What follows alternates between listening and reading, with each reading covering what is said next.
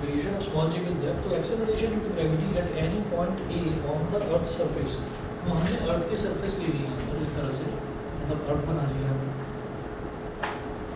ये अर्थ का सेंटर हो गया और ये वाला पॉइंट हो गया ए, ये पॉइंट ए हो गया। तो acceleration due to gravity of any point A on the earth surface is given as capital GM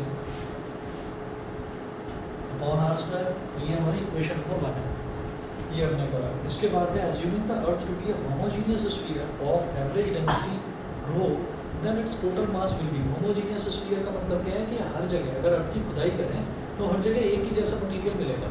ऐसा नहीं है कि कहीं पर मिट्टी मिल रही है, कहीं पर सैंड मिल रहा है, कहीं पर रेत मिल रहा है, कहीं पर पानी मिल रहा है, मतलब एक जैसे मटेरियल से ही मिलकर पूरी अर्थ बनी हुई है।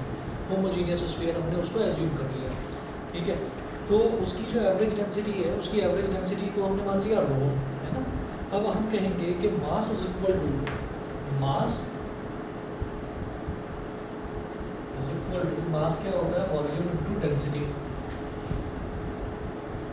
मास is equal to volume into density.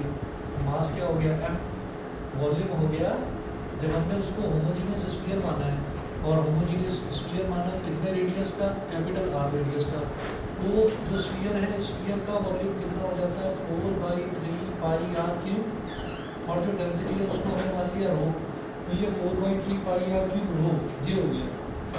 उसके बाद हम ये कहेंगे कि put this value in equation 1।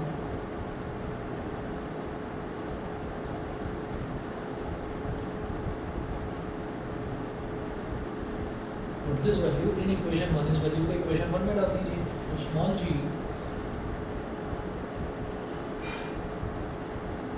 Is equal to capital G, या बस m की जगह ये आ जाएगा ना, तो 4/3πr³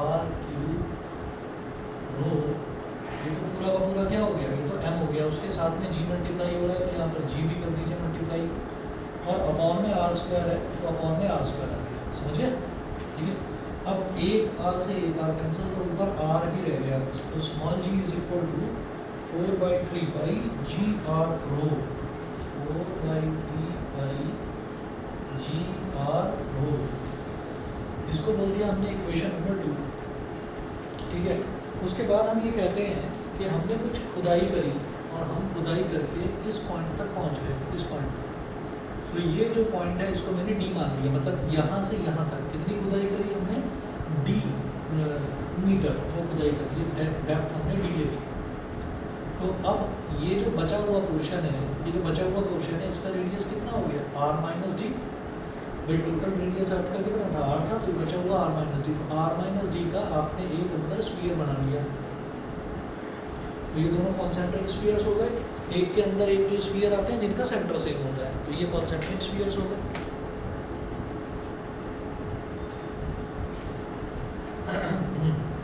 अच्छा जी, अब ये वाला जो पॉइंट है, जो D डेप्थ पर हमने पॉइंट लिया है, ये वाला जो पॉइंट है, ये वाला पॉइंट हो गया B, कैपिटल B, और जो सेंटर है O, और ये हमें मालूम नहीं है कि सेंटर से लेकर यहाँ तक ये जो टोटल डिस्टेंस है that is capital R। Capital R is radius of earth, ठीक है। अच्छा जी, let GD be the acceleration due to gravity, let small GD be the acceleration due to gravity at a point B at depth D। तो हमने ये कहा कि point B पर जो एक्सेलरेशन ड्यू टू ग्रेविटी है, पॉइंट A पर जो एक्सेलरेशन ड्यू टू ग्रेविटी है उसको तो स्मॉल g बोल ही दिया, पॉइंट B पर जो एक्सेलरेशन ड्यू टू ग्रेविटी है उसको हम बोल रहे हैं GD। जैसे हाइट वाला केस देखा था ना, और हमने कहा था एक हाइट पर जो एक्सेलरेशन ड्यू टू ग्रेविटी है उसको GH बोल रहे हैं, तो अगर पॉइंट B पर एक्सेलरेशन ड्यू टू ग्रेविटी तो दैट इज GD, ठीक। अच्छा जी, अब आ जाइए नेक्स्ट पेज पर, पेज नंबर 16 पर। Let GD be the acceleration due to gravity at a point B at depth D below the surface of the earth. Full stop. A body at capital B is situated at the surface of inner solid sphere and lies inside the spherical shell of thickness small d.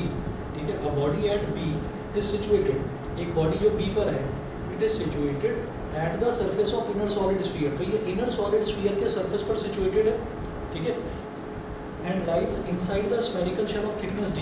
और अगर देखा जाए तो ये एक spherical shell मतलब पोपला spherical shell जिसकी thickness d है वहाँ पर भी लाई करनी है, ठीक है। Therefore a body at B experiences a gravitational force due to inner shaded sphere of radius r minus d। तो इनर शेडेड स्फीयर मतलब अंदर वाला जो स्फीयर है इसको शेड कर दिया जाए,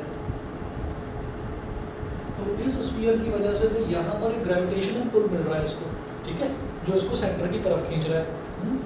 अच्छा, and force due to inner shaded sphere of radius r minus d and mass m dash. मुझे ये नहीं मालूम कि इतने का मास कितना होगा, ठीक है भाई। बाहर जो पूरा का पूरा अर्थ था उसका मास हमने कैसे निकाला था, कि अर्थ का वॉल्यूम और उसकी डेंसिटी। तो मैंने ये कहा कि जब पूरे अर्थ को हमने होमोजीनियस स्फीयर मान लिया, तो इसका मतलब यहाँ की डेंसिटी, यहाँ की डेंसिटी, यहाँ की डेंसिटी, हर जगह की डेंसिटी सेम होगी, रो होगी, ठीक है। तो हम ये बोलेंगे कि इसका मास कैसे निकाला जाएगा,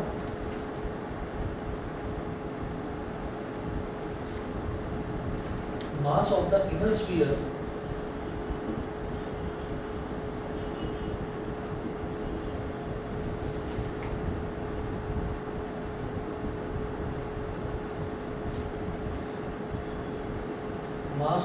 sphere of radius r minus d is m dash। वो क्या हो जाएगा 4/3 पाई r क्यूब। तो r तो नहीं होना ना, अब रेडियस क्या है r माइनस डी, तो r माइनस डी का क्यूब हो जाएगा 4/3 pi into r minus D का क्यूब इंटू रो। तो डेंसिटी तो सेम होनी है, rho into rho, 4/3 pi into r minus D का cube into rho. Therefore GD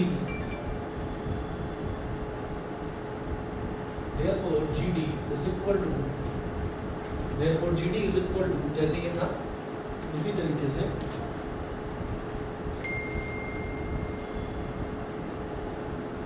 four by three GM dash upon GM dash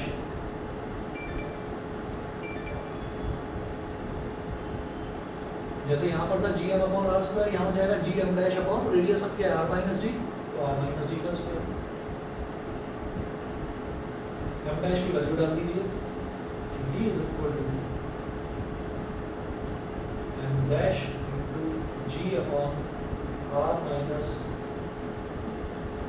d का square. gd is equal to m dash क्या है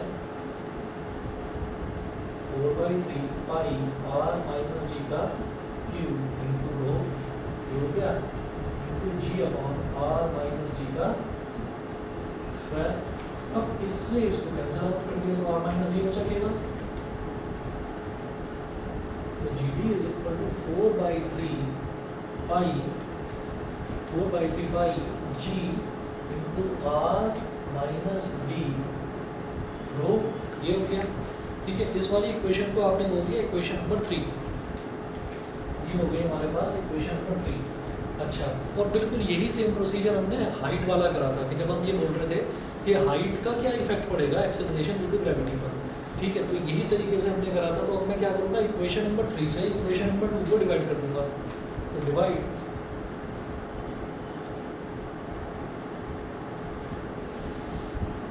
equation 3 by equation 2। तो equation 3 से आप equation number 2 को divide कर दीजिए। तो जब दोनों को डिवाइड करेंगे तो GD upon G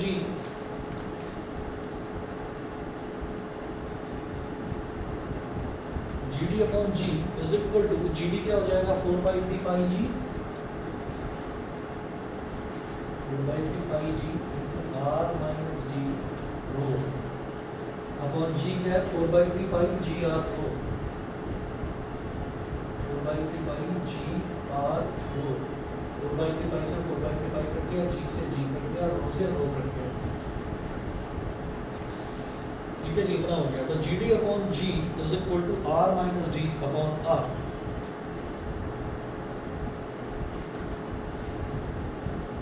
GD upon G is equal to R minus D upon R।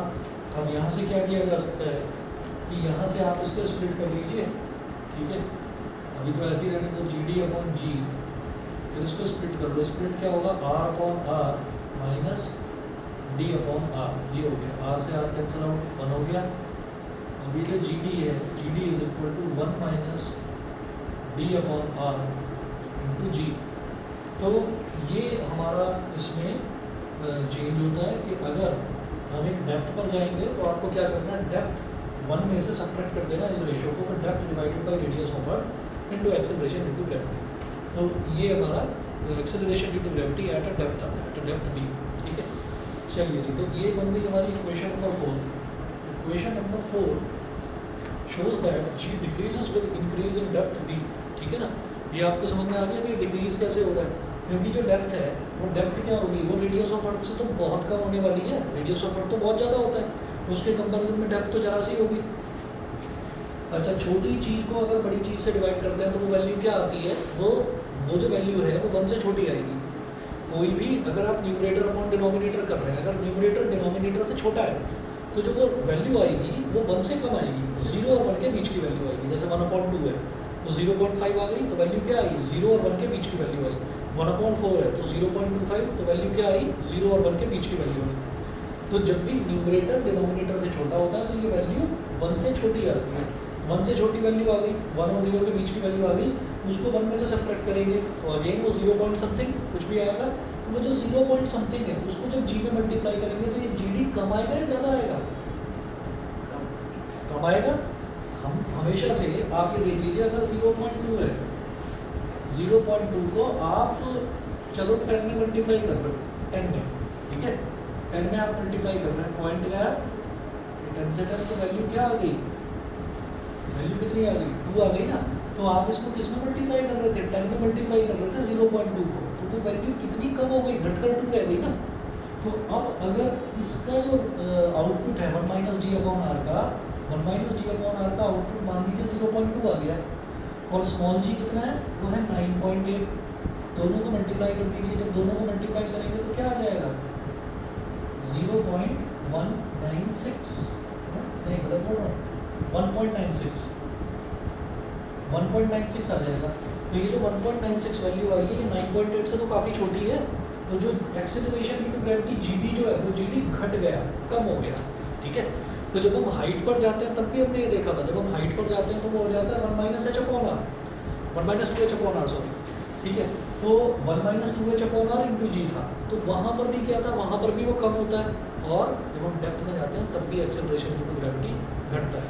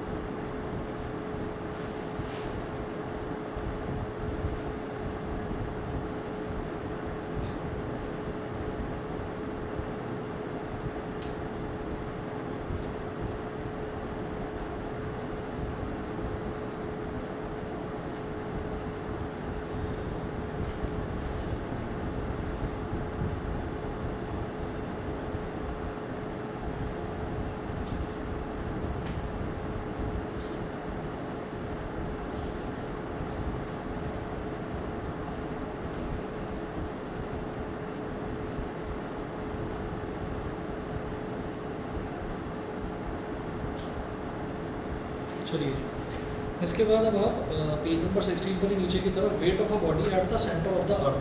तो अगर हम सेंटर ऑफ द अर्थ की बात करेंगे तो वहाँ पर अर्थ का वेट ऑफ अ बॉडी, उस बॉडी का वेट कितना हो जाएगा,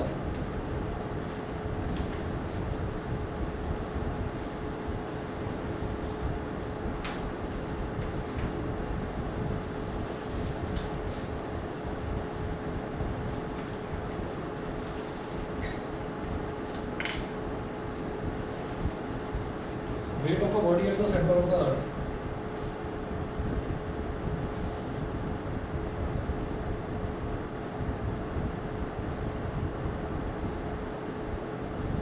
weight of a body at the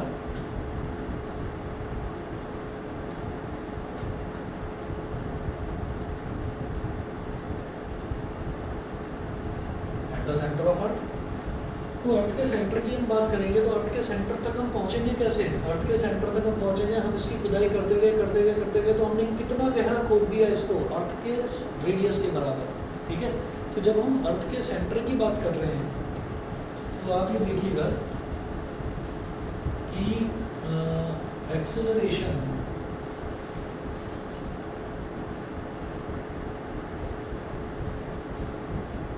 due to gravity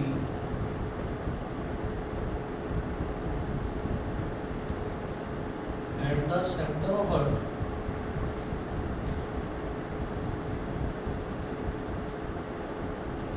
मतलब D is equal to R,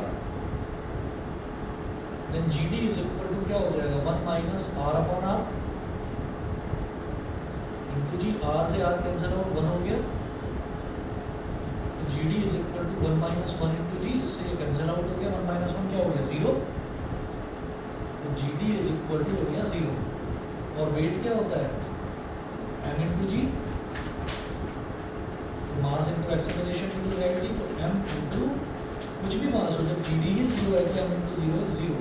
तो सेंटर ऑफ द अर्थ पर किसी भी बॉडी का जो मास है वो कितना हो जाएगा 0 हो जाएगा, ठीक है।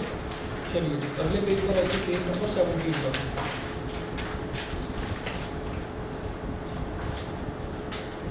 पेज नंबर 17 पर देखिएगा, अब है relation between height and depth d for the same change in g, ठीक है, for the same change in g। Relation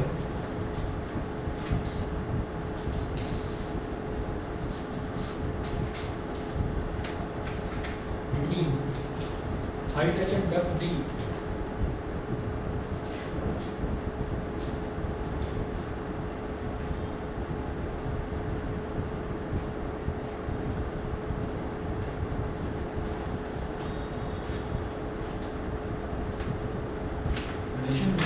h and depth d for the same change in g, for the same change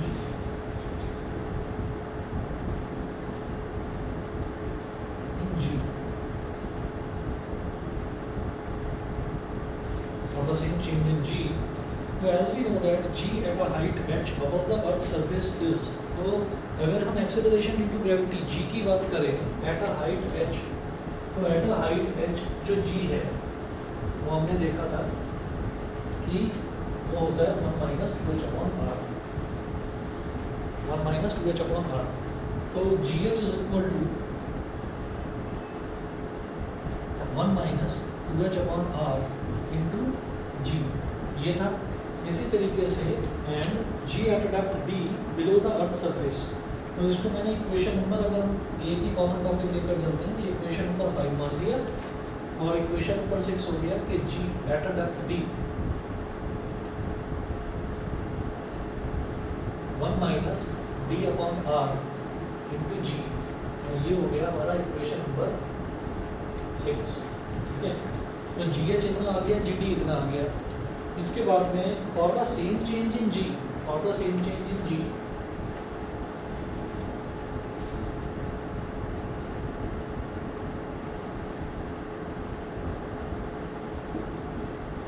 हम ये कहते हैं कि हम ऐसी height पर पहुंचते हैं जहां पर GH की वैल्यू कुछ आती है, मान लीजिए कुछ भी आ जाती है, वहां पर पहुंचकर वैल्यू उसकी 7 रह जाती है, 7 मीटर पर सेकंड स्क्वायर। तो हम उतनी ही डेप्थ पर पहुंचे जहां पर जब डेप्थ पर जाएं तब भी g की वैल्यू घट कर 7 मीटर पर सेकंड स्क्वायर रह जाए।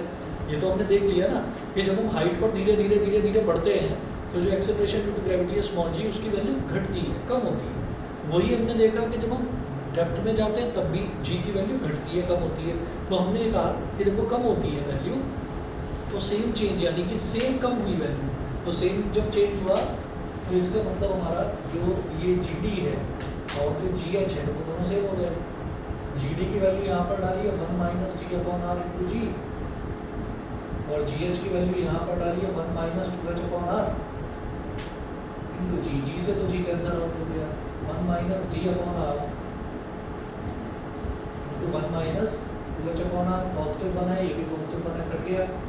इधर नेगेटिव साइन ये भी कट गया, ठीक है। इधर r ये भी कट गया, तो हमारे पास d is equal to 2h आ गया, d is equal to 2h। तो d is equal to 2h का मतलब क्या हुआ यहाँ पर कि अगर मान लीजिए आप 20 किलोमीटर ऊपर जाते हैं, अगर आप 20 किलोमीटर ऊपर जाते हैं तो आपको 10 किलोमीटर ही नीचे जाना पड़ेगा। ठीक है, गलत बोल रहा हूँ? 10 किलोमीटर ऊपर जाएंगे तो 20 किलोमीटर नीचे जाना पड़ेगा। ठीक है, कि भाई 10 किलोमीटर अगर हम ऊपर चले गए तो हमने वो हाइट हुई ना, हाइट अगर आप 10 किलोमीटर ऊपर गए तो कुछ चेंज होगा, है ना? तो डी डेप्थ कितना जाना पड़ेगा? ट्वाइस ऑफ दैट हाइट, यानी कि ट्वाइस ऑफ 10 कितना हो गया? 20 हो गया। ठीक है, तो इतना अगर आप करेंगे तो जो चेंज इन जी है वो सेम है। उसके बाद अगला टॉपिक जो था variation of g with shape of earth, ये हमने कटवाई दिया था, सिलेबस में था ही नहीं।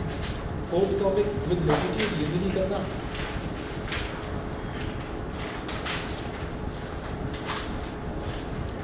उसके बाद जो ये है graph showing the variation of acceleration due to gravity ji with distance r from the centre of the earth. ठीक है, तो ये ग्राफ हम देखते हैं। ठीक है, ग्राफ करना था, ग्राफ को मार्क करवाया होगा ना। ठीक है, चलिए जी, बस 1 मिनट वेट करिए, मैं अभी आता हूँ। ऑनलाइन वालों को यहाँ तक क्लियर है भाई? आर्या, आदित्य, सिमरन, सुमन, विभोर? Yes sir. ठीक है,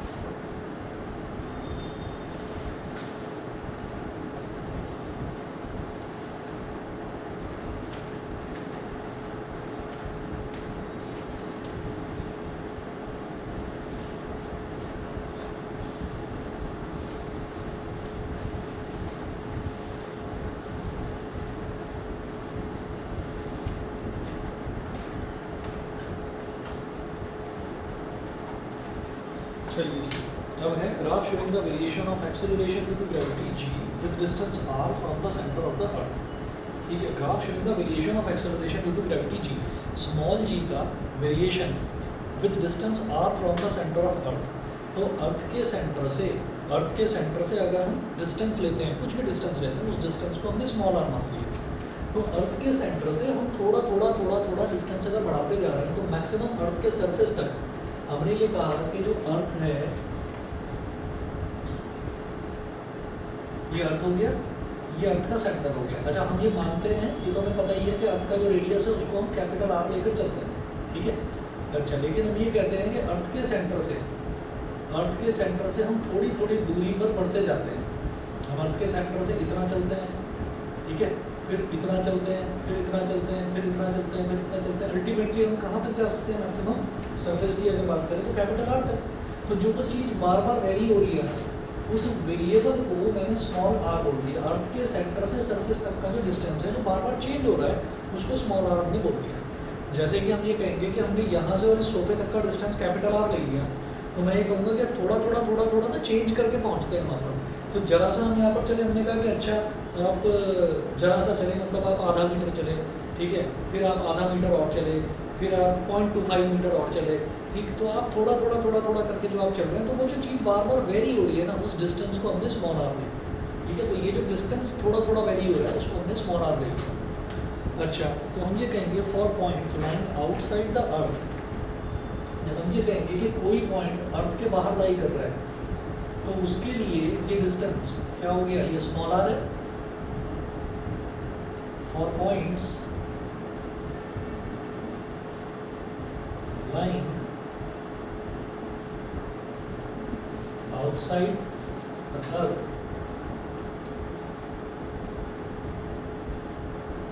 small r is greater than capital R, ठीक है। तो ये स्मॉल r जो है वो कैपिटल R से बड़ा है, ठीक है। अच्छा, तो यहाँ पर हम ये कहेंगे GH is equal to GH upon G, GH upon G is equal to R square upon R plus H का होल स्क्वायर, ठीक है। ये चीज़ अगर नहीं समझ में आएगी तो बता देता हूँ कि जब हम GH की बात करते हैं, यानी कि एक हाइट की बात करेंगे, मैं अलग लिख रहा हूँ इस तरह। जब हम GH की बात करेंगे तो GH क्या हो जाएगा? Capital GM upon R plus H का होल स्क्वायर, ठीक है। और जब हम G की बात करेंगे तो वो क्या होगा? Capital GM upon R square, ये होगा।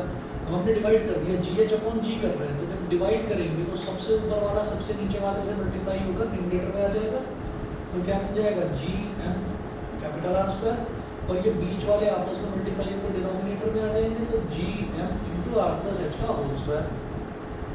GM से GM कट गया तो R square upon R plus H का होल स्क्वायर आ जाएगा। इसको डायरेक्टली इस वजह से लिखा है क्योंकि ये चीज़ हम दो डेरिवेशंस में करके देख चुके हैं। एट अ हाइट वाला डेरिवेशन उसमें भी करके देख लिया, एट अ डेप्थ वाला डेरिवेशन उसमें भी हमने करके देख लिया। समझ गए? नहीं, ठीक है। अच्छा, तो यहाँ से अब मैंने ये बोला कि ये जो डिस्टेंस है eight a point line outside the earth surface, तो ये जो कैपिटल R प्लस H है, यही तो स्मॉल r है। Small r square capital R square upon small r square, ये हो गया, ठीक। उसके बाद GH इज इक्वल टू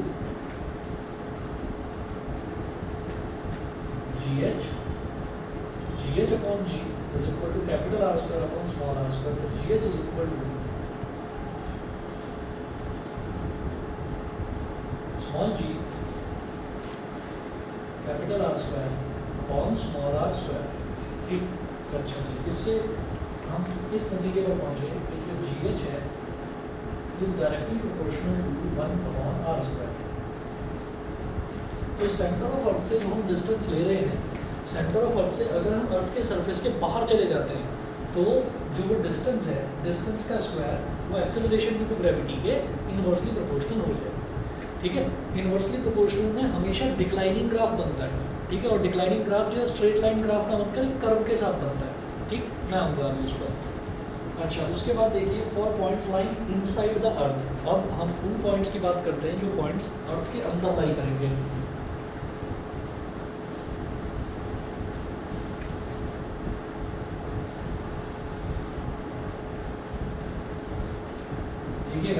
किसी भी पॉइंट पर अगर ना समझ में आए तो बता देना मुझे।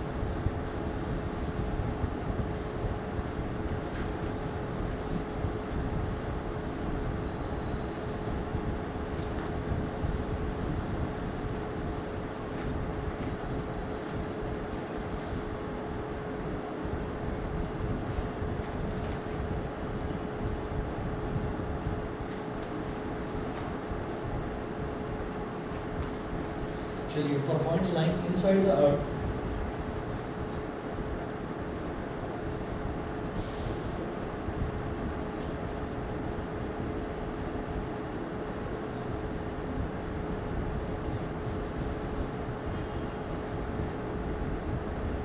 अब इस केस में स्मॉल आर जो है it will be less than capital R, small r is less than capital R, ठीक है। तो यहाँ पर क्या हो जाएगा, ये हमने यहाँ पर देखा ही था, जीडी वाले केस में हमने देखा ही था। तो इस केस में हमने ये देखा था कि जो हमारा जीडी था, जीडी अपॉन जी जो हमने करा था वो क्या आ गया था, 4/3 पाई जी, 4/3 पाई जी और R minus D into rho, ये था, ये तो जी डी था, और अपॉन जी ये क्या था, 4/3 पाई जी आर रो, ये कर दिया था। इससे पूरा ये कैंसिल आउट, इससे पूरा ये कैंसिल आउट, ठीक है। तो जी डी अपॉन जी हमारा यही था, R minus D upon capital R, ठीक। तो ये हमने डेप्थ वाले केस में देखा था कि g D upon ji is equal to R minus D upon capital R, ठीक। अब इसमें ये जो r माइनस डी है, ये जो r माइनस डी है, यही तो हमारे लिए स्मॉल r है, यही तो हमारे लिए स्मॉल r है। r माइनस डी क्या हो गया, r माइनस डी हमने कहा कि भाई अब हम यहाँ की बात कर रहे हैं बस, तो ये वाला जो डिस्टेंस है ये तो डेप्थ d हो गई, और ये वाला जो डिस्टेंस बचा, ये वाला डिस्टेंस हो गया हमारे लिए r माइनस डी, ठीक है। तो इस r माइनस डी को मैंने कहा जो डिस्टेंस है यही तो वेरिएबल है, तो इस r माइनस डी को हमने स्मॉल r बोल दिया, समझ गए, ठीक है। तो इसको स्मॉल आर बोल दिया, तो G D upon ji is equal to small R upon capital R, तो G D is equal to small G small R upon capital are.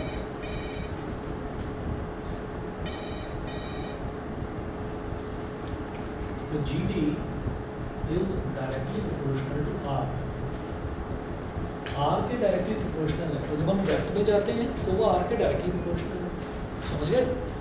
जब हम हाइट पर जाते हैं तो वो स्मॉल आर स्क्वायर के इन्वर्सली प्रोपोर्शनल है, तो इन्वर्स प्रोपोर्शन का मतलब डिक्लाइनिंग स्लोप और डायरेक्ट प्रोपोर्शन का मतलब इंक्लाइनिंग स्लोप, ठीक। अब आ जाइए नेक्स्ट पेज पर। Hence graph showing the variation of acceleration due to gravity small g with distance r from the center of the earth is as shown in figure, ठीक है, is as shown in figure। ये देखिए हमने यहाँ पर तो ले लिया acceleration due to gravity small G, और यहाँ पर हमने ले लिया डिस्टेंस r, ठीक है, तो स्मॉल r, ठीक। अच्छा जी, उसके बाद हम ये कहेंगे कि ये जो स्मॉल आर है ये चेंज होकर कहाँ तक जा सकता है, ये बढ़ता जाएगा बढ़ता जाएगा। हमने यहाँ पर हम सेंटर पर थे, सेंटर से जरा सा 1 मीटर आगे चले तो स्मॉल आर की वैल्यू 1 मीटर हो गई, 1 मीटर और आगे चले तो स्मॉल आर की वैल्यू 2 मीटर हो गई। बढ़ते गए बढ़ते गए बढ़ते गए कहाँ तक पहुँच गए, हम पहुँच गए धीरे धीरे धीरे धीरे बढ़ते बढ़ते अर्थ के रेडियस तक पहुँच गए, तो वैल्यू कितनी हो जाएगी, कैपिटल आर हो जाएगी स्मॉल आर की वैल्यू। तो हमने पहला मार्क यहाँ पर लगा दिया कैपिटल आर तक। तो कैपिटल आर तक पहुँचने में, कैपिटल आर तक स्मॉल आर की वैल्यू जब कैपिटल आर तक पहुँचती है तो तब तक तो वो कहाँ रहता है, अर्थ के अंदर ही रहता है ना। पॉइंट कहाँ पर लाई करेगा, इनसाइड द अर्थ, और इनसाइड द अर्थ जो एक्सेलरेशन ड्यू टू ग्रेविटी है वो स्मॉल आर के डायरेक्टली प्रोपोर्शनल, डायरेक्ट प्रोपोर्शन में स्ट्रेट लाइन बनती है, इंक्लाइनिंग स्लोप के साथ में स्ट्रेट लाइन बनती है। तो हम क्या कहेंगे, ये जो है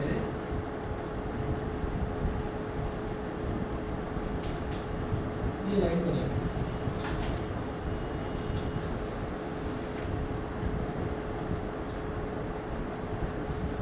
ठीक है। अच्छा जी, उसके बाद ये जो मैंने लाइन बनाई है यहाँ पर वैल्यू कितनी होगी, ग्राफ में लिखा नहीं है, नोट्स में यहाँ पर लिख लो 9.8 मीटर पर सेकंड स्क्वायर, अर्थ के सरफेस पर ये वैल्यू होती है, स्मॉल जी की ये वैल्यू होती है। अर्थ के सरफेस पर पहुंच गए आप, कैपिटल अर्थ तक आपने डिस्टेंस बढ़ाया बढ़ाया बढ़ाया, आप कहाँ तक पहुंच गए? यहाँ तक। तो स्मॉल जी की वैल्यू बढ़ी बढ़ी बढ़ी बढ़ी, तो बढ़ते बढ़ते बढ़ते बढ़ते 9.8 पहुँच गई। समझ रहे हैं? हमने ये कहा था जब अर्थ की सरफेस से खुदाई कर करके अंदर अंदर अंदर अंदर धीरे धीरे अंदर आते हैं, यानी कि डेप्थ में आते हैं, ऊपर से नीचे आते हैं, तब स्मॉल जी की वैल्यू बढ़ती है, वो सॉरी घटती है। और जब सेंटर से ऊपर की तरफ जाएंगे तब तो बढ़ेगी ना वो, तब तो वो बढ़ेगी।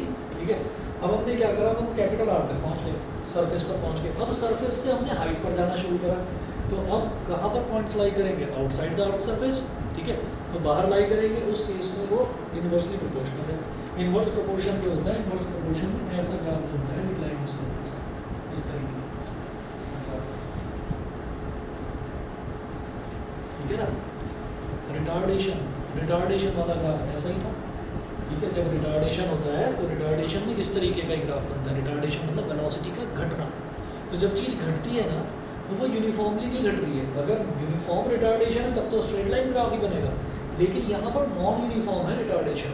अगर यहाँ पर सिर्फ आर होता, ठीक है, तब तो मैं कहता कि हाँ भाई स्ट्रेट लाइन बनाओ।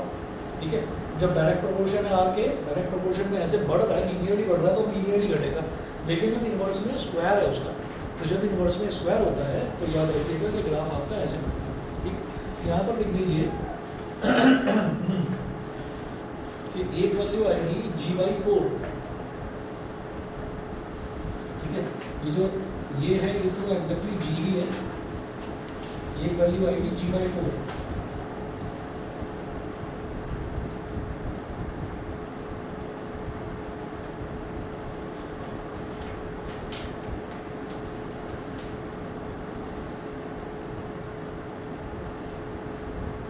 G/4 वहाँ पर जो स्मॉल आर की वैल्यू हो जाएगी 2r, एक वैल्यू आएगी G/9।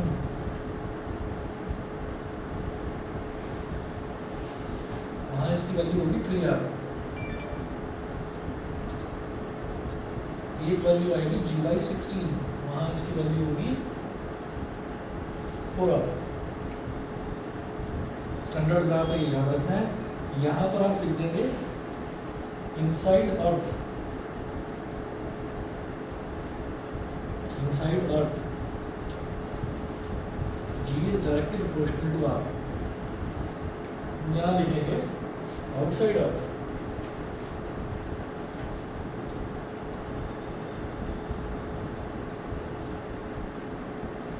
G is inversely proportional to R square। ये आपका ग्राफ हो गया। उसके बाद देखिएगा variation of G due to other factors, ही कुछ नहीं करना है, काट दीजिए। फिर आ जाइए नेक्स्ट टॉपिक पर, ग्रेविटेशनल फील्ड पर। ठीक है, हम हैं पेज नंबर 21 पर।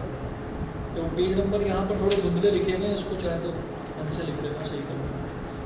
Gravitational field, the space surrounding a material body with in which it's gravitational force of attraction can be experience is called its gravitational field. तो ग्रेविटेशनल फील्ड शायद आपको समझ में आ गया होगा। ग्रेविटेशनल फील्ड क्या होता है? जैसे हमने एक चीज़ करी थी इलेक्ट्रिक फील्ड 10th क्लास में।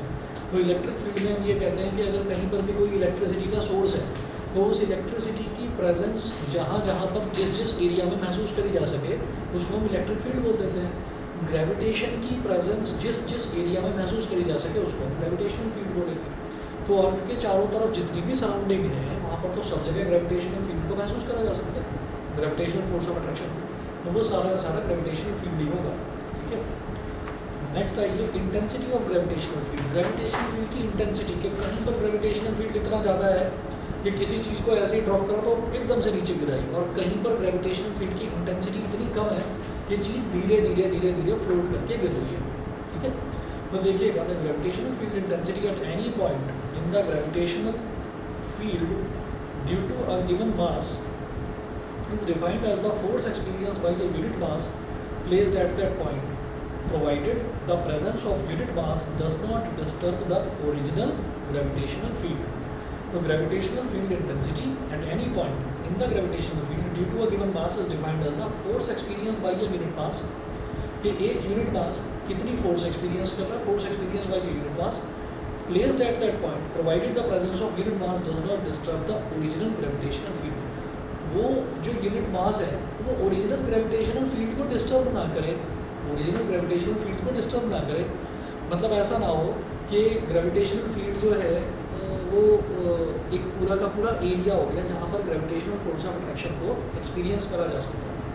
तो हमने ये कहा कि इंटेंसिटी किस तरीके से डिफाइन करी जाएगी। इंटेंसिटी ऐसे डिफाइन करी जाएगी कि it is the force experience by a unit mass based eight that point, कि किसी पॉइंट पर आपने किसी चीज़ को रखा, किसी ऑब्जेक्ट को रखा, तो वहाँ पर वो कितनी फोर्स एक्सपीरियंस कर रहा है, ठीक है, वो कहलाता है इंटेंसिटी ऑफ ग्रेविटेशनल फील्ड। बस कंडीशन ये है कि उस पॉइंट पर रखा है, अर्थ के जिस भी पॉइंट पर आपने रखा है उस पॉइंट पर वो ग्रेविटेशनल फील्ड को डिस्टर्ब ना करे, ठीक है ना।